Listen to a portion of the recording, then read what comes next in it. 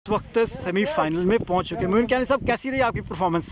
जी अभी आए हैं, देखते हैं अभी जो अभी आप जो फाइनल में आके खेलने लगे हैं जी पहली बार। अच्छा, सेमीफाइनल में कैसा रही आपकी परफॉर्मेंस? सेमीफाइनल में लड़कों ने मेहनत की, हम तो काम पर थे, अभी आए हैं काम से फारग हुआ और फाइनल में पहुंचे हैं। अच्छा और ये है कि अभी दुआ करें सबके, इंशाल्लाह ताला अच्छा होगा।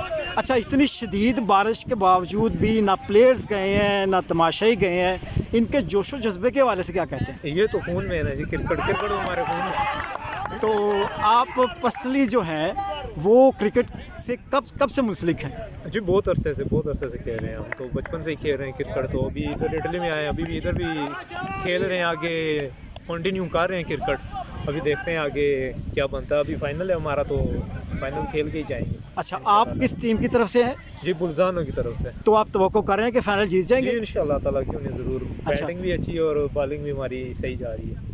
अच्छा, ये मून क्या नहीं थे, मैं रज़ा वसीम बुल्जानो, इटली से, TV4U के लिए। Thank you.